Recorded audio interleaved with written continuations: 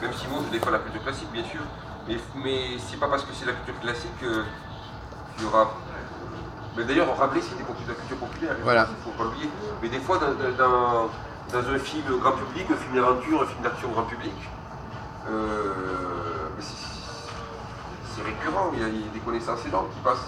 Mais d'où ils sortent ces gens, les auteurs, ils les sortent d'où? C'est une inspiration ou ils ont des sources? Comment ça se passe? Mais ce sont des initiés, mais il y a beaucoup de gens qui disent que par exemple que Spielberg et George Lucas, c'est des initiés. Ah voilà, c'est ça. Non, parce qu'on pourrait imaginer qu'ils se projettent mentalement dans l'avenir et quelque part, médiumniquement... D'ailleurs, maintenant, on ne dit plus science-fiction, on dit anticipation. Ah. Donc c'est clair. On dit anticipation, c'est vraiment clair là, il n'y a pas de lézard. Mais parfois la science-fiction, j'ai lu certains livres, certains romans de science-fiction, ils nous parlent aussi de l'origine des choses. Et c'est aussi une analogie. Parce qu'en se projetant sur le futur, on peut aussi mieux comprendre le passé.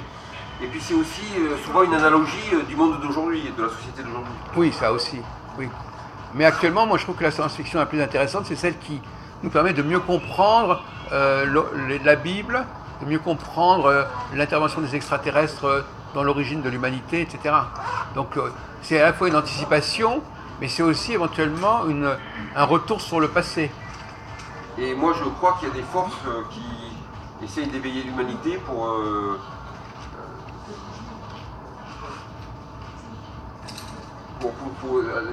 l'habituer à certaines réalités. Justement, alors comment est-ce qu'elle communique avec nous, ces forces?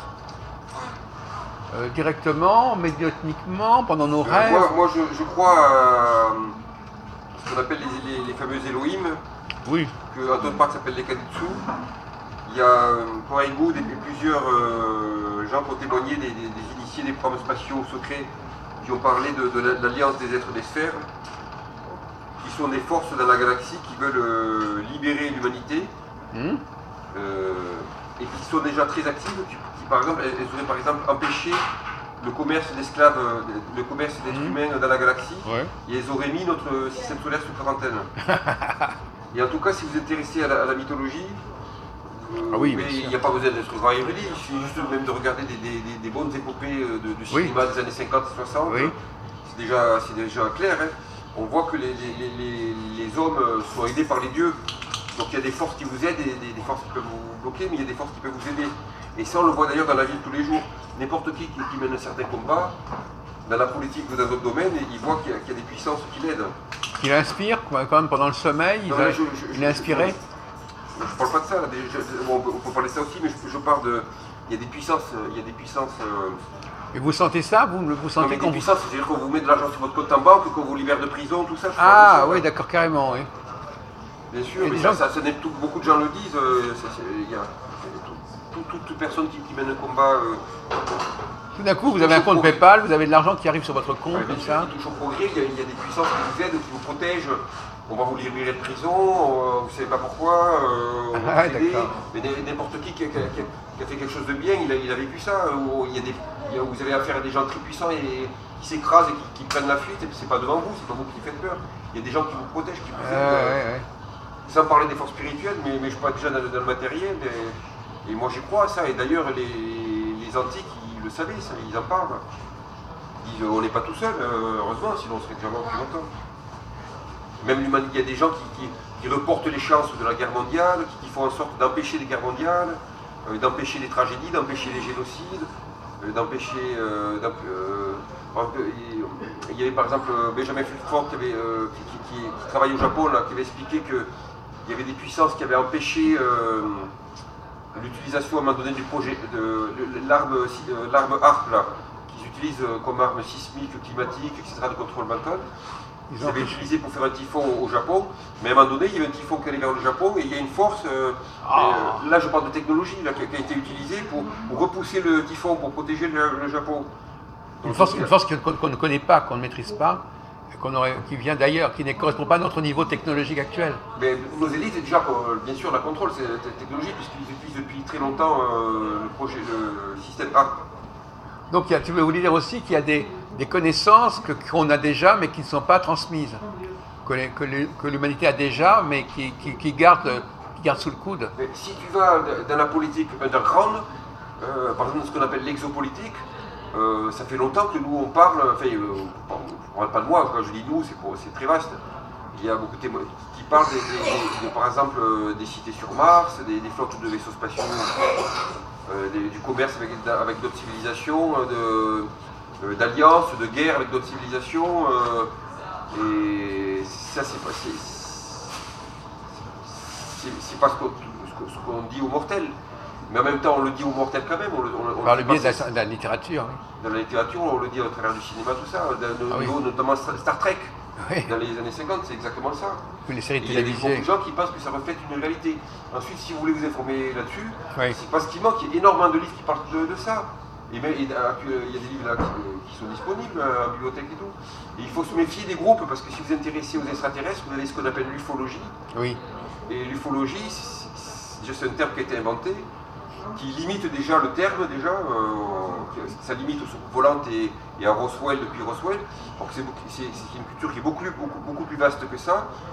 Et c'est souvent infiltré par des sectes, des services secrets, des sociétés secrètes, des gens malveillants.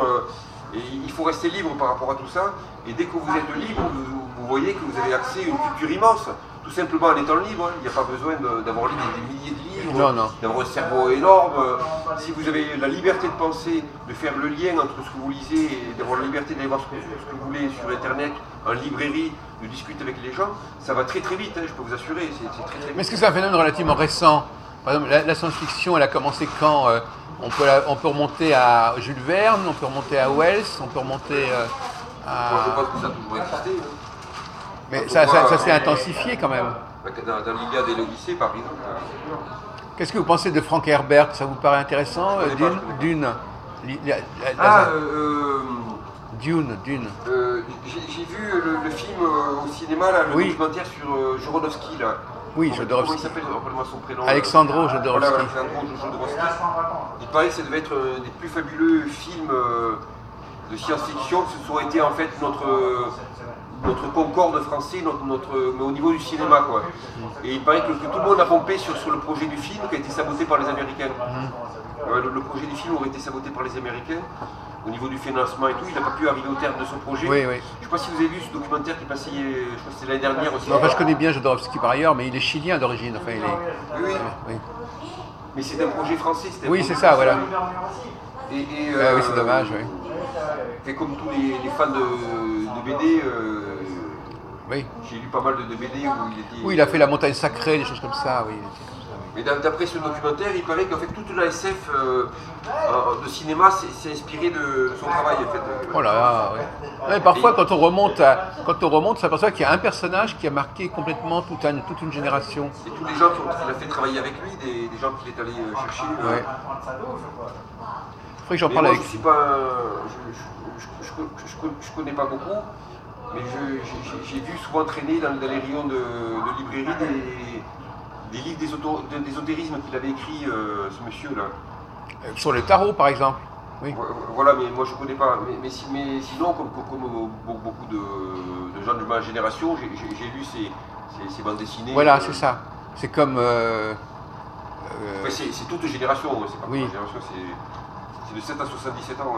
Oui, parce qu'il y a aussi la BD, il y a comme un support de science-fiction, on a la BD. Mais la BD, c'est BD. Parlons-en, justement.